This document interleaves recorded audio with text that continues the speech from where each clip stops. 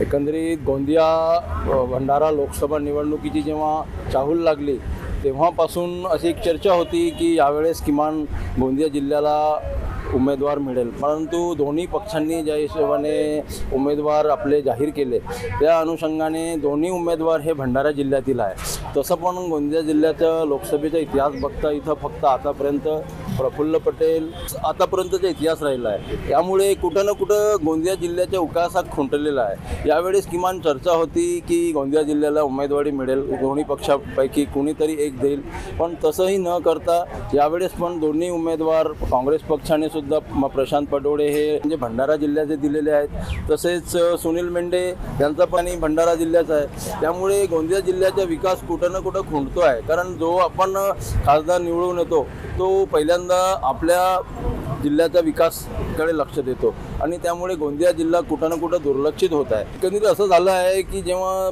पासून दोन्ही उमेदवार हे भंडारा जिल्ह्याचे दिले तर गोंदिया जिल्ह्यात जी एक चर्चा सुरू होती, प्रत्येक ठिकाणी पानकट्ट्यावर म्हणा, चहा टपरीवर, विविध ठिकाणी चावडीवर, ग्रामस्थानी ग्रामपंचायतमधील ठिकाणी अशा बहुतशा ठिकाणी जे चर्चा होती त्याला आता विराम मिळालेला आहे आणि एकंदरीत काँग्रेस पक्षाने एक नौखा उमेदवार दिला आहे आणि भाजपने आपल्या पूर्ण त्याच खासदाराला रिपीट केलं आहे। त्यामुळे गोंदिया जिल्ह्यातील निवडणूक एकदम निस्तेज झालेली आहे। असं वाटत होतं की धुळवडीनंतर प्रचारात चांगला रंग येईल, पण उमेदवार जाहीर होताच ती निवडणूक एकदम निस्तेज आणि बेरंग झालेली सारखी वाटत आहे आणि या चर्चांना पूर्ण तरी विराम मिळालेला आहे आणि ही निवडणूक एकंदरीत आता भंडारा जिल्ह्यापुरतीच मर्यादित झाली काय असं वाटू लागलेलं आहे। वास्तविक 1999ला जिल्ह्याची निर्मिती झाली आहे। त्या निर्मितीनंतर फक्त एकदाच गोंदिया जिल्ह्याला खासदाराचं प्रतिनिधित्व मिळालेलं आहे, तेही राष्ट्रवादी काँग्रेसचे प्रफुल्ल पटेल यांच्या माध्यमातून।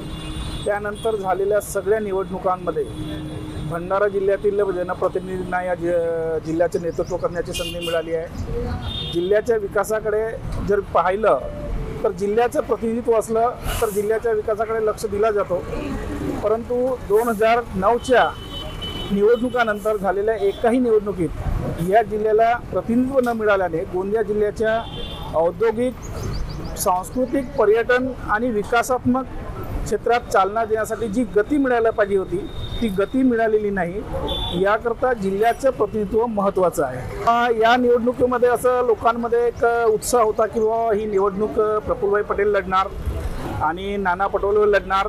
या दोन जिल्ह्यातील दोन नेत्यांमध्ये म्हणजे प्रफुल्ल पटेल गोंदियाचे आणि नाना पटोले भंडारा जिल्ह्याचे प्रतिनिधित्व करतात। या दोन नेत्यामध्ये चुरस निर्माण होईल आणि चांगली लढाई रंगत होईल अशी लोकांमध्ये चर्चा होती आणि लोकांमध्ये यावेळेस प्रफुल्ल पटेलांबद्दल पण थोडीशी सहानुभूती होती, परंतु त्यांनी रिंगणातून माघार घेतल्याने आणि ते महायुतीमध्ये सहभागी झाल्यामुळे ही जागा भाजपच्या कोट्यात गेली।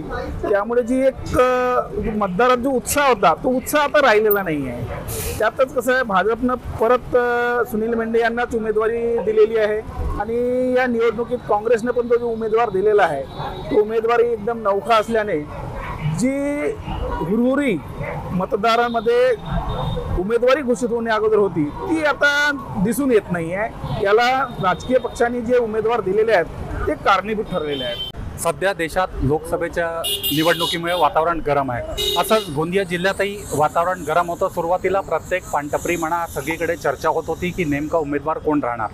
यावेळेला सगळ्यांना अपेक्षा होती की गोंदियाचा उमेदवार राहील, पण ऐनवेळी उमेदवार घोषित झाल्याने दोन्ही उमेदवार भंडाऱ्याचे असल्यामुळे आता गोंदियात असं वाटतच नाही आहे की निवडणूक आहे की नाही। प्रचार किंवा कोणत्याही पान दुकान म्हणा कोणत्याही ठिकाणी निवडणुकीची चर्चा होताना आपल्याला दिसत नाही आहे। आता येणारा काळच सांगेल की नेमकी निवडणुकीत काय येते। आज फॉर्म भरण्याचा शेवटचा दिवस असल्यामुळे आज भंडाऱ्याला कोण कोण उमेदवार फॉर्म भरतात आणि एकूण जर पाहिलं तर गोंदियाचा उमेदवार यावेळेला गोंदियाकरांना अपेक्षा होती की गोंदियाचा स्थानिक उमेदवार निवडणुकीत राहील, ज्यामुळे लोकांना खूप आशा होती, पण ऐनवेळी भंडाऱ्याचे दोन्ही उमेदवार दिल्याने गोंदियात आता निराशाचे वातावरण आहे आणि इलेक्शन आहे असं कुठेही वाटत नाही आहे। गोंदियाच्या लोकांची अपेक्षा होती की जर गोंदियाचा उमेदवार असता तर इथे स्थानिक विकास खूप झाला असता, कारण गोंदियाच्या समस्या ज्या 5 वर्ष आधी होत्या त्या समस्या तशाच आहे। आपण जर इथे पाहिलं तर हा बस स्टॉप आहे आणि सगळ्यात जास्त जवळपास 250 ते 300 लोक संध्याकाळी विद्यार्थी म्हणा महिला म्हणा इथून जातात। इथे एक पब्लिक टॉयलेट सुद्धा नाही आणि ही मागील 5 वर्षापासूनची मागणी आहे। जर अशा छोट्या छोट्या मागण्या पूर्ण होत नसतील तर लोकांचं